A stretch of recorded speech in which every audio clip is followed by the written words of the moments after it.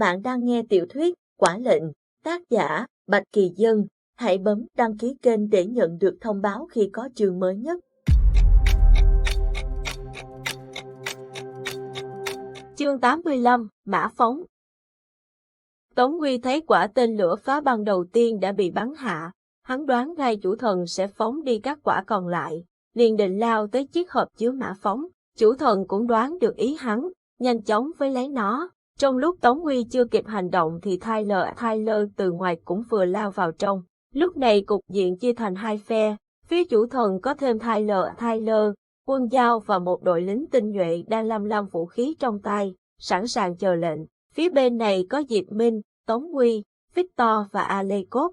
Thấy hộp mã phóng sắp bị chủ thần chạm tới, Tống Huy sốt ruột liền bất chấp bắn nguyên một băng đạn vào đó. Chủ thần một tay vẫn với hộp điều khiển, một tay tung hỏa lực đánh trúng vào ngực Tống Huy khiến hắn văng ra phía sau cả chục mét, đập lưng vào vách kính siêu cường lực ở phía sau. Diệp Minh lao theo hắn, hét lên, Tống Huy. Chủ thần với cái hộp nhưng nó trúng đạn của Tống Huy, liền trượt xuống sàn nhà. Tyler vội vàng lao tới nhặt lên. Victor nhân cơ hội liền nhằm Tyler nhả đạn. Tyler sắp chạm tới cái hộp liền phải bỏ lại, lộn một vòng tránh đạn của Victor. Chủ thần sau khi đánh ra một đòn hỏa lực, thấy Victor cầm súng bắn xối xả, mắt hắn lóe hung quang, dùng cả hai tay tung hỏa lực sát phạt. Victor trúng hỏa lực của chủ thần, văng ra xa, miệng phun máu như vòi rồng. Tống Huy vừa được Diệp Minh đỡ dậy, nhìn sang thấy Victor trúng đòn liền bất chấp lao về phía gã. Diệp Minh thấy bàn tay mình hụt vào hư không, trong lòng cũng trở nên lạnh giá. Anh quay lại nhìn chủ thần, thấy Alekov đang dùng hỏa lực giao chiến với hắn một cách chật vật. Diệp Minh vốn không cần nghĩ cũng biết, chủ thần chính là người trong tộc của anh, thậm chí còn là một phần tử không dễ đối phó. Thấy Tống Huy và Victor đã dìu dắt nhau đứng dậy, Diệp Minh liền lao tới hỗ trợ Alekov. Lúc này, Tyler đã nhặt được hộp đựng mã phóng trên tay, liền tung người nhảy lại phía sau đội lính để bảo toàn mã phóng. Y ra lệnh cho quân Giao cùng đội lính cùng xông lên. Alekov và Diệp Minh quần nhau với chủ thần bằng hỏa lực khiến khu vực xung quanh bị đốt cho cháy rụi. Đội lính xung quanh thỉnh thoảng lại có tên trúng hỏa lực đi lạc, cả người bùng cháy, lăn ra sàn nhà kêu la thảm thiết. Mặc dù đã đánh đến hết sức, nhưng Diệp Minh và Alekov vẫn không khỏi chật vật chống đỡ. Cả hai đều trúng hỏa lực, áo bảo hộ cháy lỗ chỗ, da tay, da mặt đều trúng mấy đốm lửa, cháy thành mấy mảng nhầy nhụa máu. Đúng lúc này, đội tàu của Hàn Anh, Triệu Thanh, Hải Tâm và Ngô Quân xông vào. Không nói không rằng, Hàn Anh tiên phong nhằm bọn quân Giao nhả đạn. Chủ thần vừa đánh vừa vung tay mấy cái, đã thấy tàu của Triệu Thanh, Hải Tâm và Ngô Quân bị hất văng ra, đập vào vách kính rơi lợp đợp xuống như sao băng. Hàn Anh cũng bị trúng hỏa lực, lộn người xuống khỏi tàu. Cô chạy tới đỡ Triệu Thanh dậy, còn hỏi, này, trong cái đám người ăn hại này, đứa nào là con tôi? Quả nhiên, mặt mũi ai cũng không xám như tro cũng sưng húp, chảy máu ròng ròng, đến Triệu Thanh còn chẳng phân biệt nổi. Mãi anh mới nhận ra Tống Huy trong bộ dạng thời tiền sử đang cùng Victor điên cuồng xả súng đằng kia. Anh chỉ về phía ấy, cái đứa cởi trần, tóc túm như cái đinh sau gái mà hung hãn nhất đó, chính là con của cô. Hàn Anh vừa buông Triệu Thanh ra, xách súng chạy về phía Tống Huy, còn nói, đúng là có mẹ sinh, không có mẹ dưỡng. Triệu Thanh á khẩu lần thứ N, Ngô Quân vừa đánh vừa hét lên, này, tất cả mau rời khỏi đây, chỗ này sắp bị rải bom rồi, có nghe thấy không? Một phát đạn bắn sượt qua tai anh ta, khiến anh ta câm nín, thôi, không nói còn giữ được mạng, hầu như chả ai quan tâm anh ta nói gì.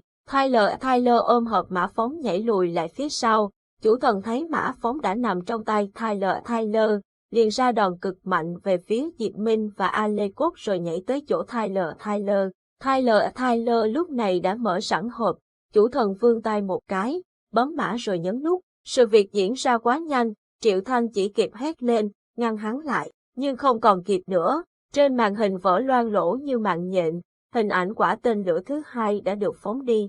Tống Huy từ đâu tới giáng một đạp thẳng mặt Tyler, khiến chiếc hộp trên tay y văng ra xa. Chủ thần bị Diệp Minh và Alekov đồng loạt áp tới, đành phải quay lại đỡ hỏa lực. Tyler bị Tống Huy đánh lén, điên cuồng nhằm vào hắn ra đòn liên tiếp. Tống Huy vốn bị thương rất nặng, lại bị một kẻ người không phải người như Tyler chủ động tấn công, không kịp tránh đòn, bị đám liên tiếp vào mặt. Victor gào thét xông lên, dùng cả súng vẫn dao mà đánh. Kỹ năng cận chiến của Victor cực đỉnh, dao trên tay gã đã rạch liên tiếp mấy nhát trên người Tyler. Những tên lính vây quanh gã cũng bị trúng đạn ở cự ly gần, đến áo giáp cũng bị bắn nát, cơ thể giật lên mấy phát rồi nằm đo đất. Hàng Anh thấy Tống Huy trúng đòn, liền vừa lao tới vừa xả súng dọn đường. Cho đến khi tới gần hắn, cô ném khẩu súng nặng trịch vào tay hắn, nói, thật vô dụng. Tống Huy bắt lấy súng từ tay Hàng Anh, còn hỏi, cô là ai? Cái thằng này, đến mẹ mình còn không nhận ra. Tống Huy, ngơ luôn, trong trí nhớ thời ấu thơ của hắn, Hàng Anh trông không giống như nữ chiến binh thời tiền sử thế này. Gì cơ?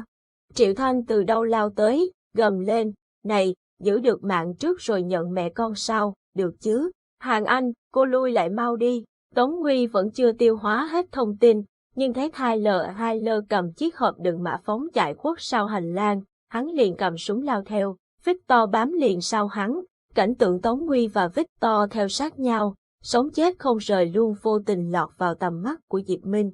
Cơ thể anh, trái tim anh đều đang vỡ nát. Nhạc Ly vừa mừng chiến thắng bắn hạ được tên lửa của chủ thần.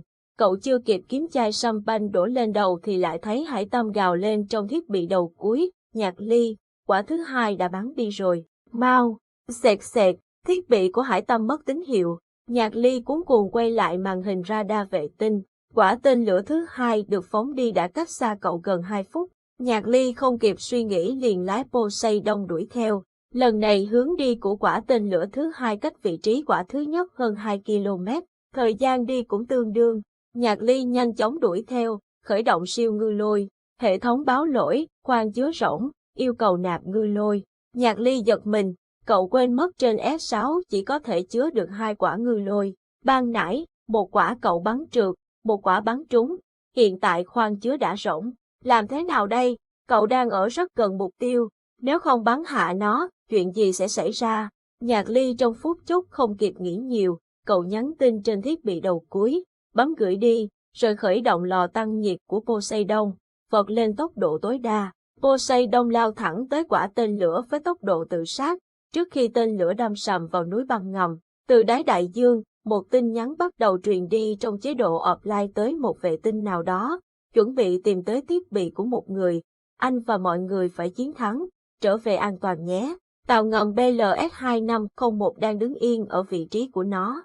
Mạc Thanh, thuyền trưởng của tàu ngầm BLS-2501 được chỉ định án binh bất động ở vùng biển này đã 2 ngày, chờ tín hiệu từ chủ thần. Cuối cùng, cũng có tín hiệu rồi. Mạc Thanh vui mừng cho tiếp nhận thông điệp gửi tới. Trên màn hình liên lạc hiện lên một bộ mặt không hề quen thuộc. Người này nói, tàu của các anh đã bị bao vây. Muốn sống, mau chóng mở cửa để chúng tôi tiếp quản tàu ngầm. Trên màn hình radar, 5 chiếc tàu ngầm đang áp sát BLS-2501 từ tứ phía. Mạc Thanh biết không còn đường lui, bình tĩnh nói, xin hãy chỉ dẫn để chúng tôi theo. Người trên màn hình cười đắc ý, nói, được, đừng có manh động, nếu không toàn bộ các người sẽ chết, chỉ cần các người khởi động vũ khí, lập tức chúng tôi sẽ bắn hạ. Được, chúng tôi biết rồi, chấp nhận kết nối của chúng tôi tới toàn bộ U-camera trên tàu của các anh. Người kia ra lệnh, Mạc Thanh ra hiệu cho kỹ thuật viên chấp nhận tín hiệu từ tàu ngầm địch gửi tới. Xong xuôi, anh ta quay lại nhìn thủy thủ đoàn của mình, trong lòng chợt hiểu ra một điều, bọn họ là tốt thí.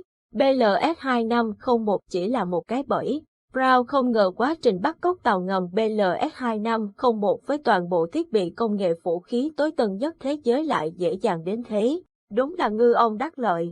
Chiến sự trên chủ thần được ngư lôi do thám báo về cho thấy bọn Tống Huy đang nổi loạn trong đó, khiến cho chủ thần buông lỏng cảnh giác với chiếc tàu ngầm quý giá nhất hành tinh này. Khi hạm đội của Brown tấn công tới, các tàu bảo an của BLS-2501 đều nhanh chóng bị bắn hạ, tản đi không còn một mống.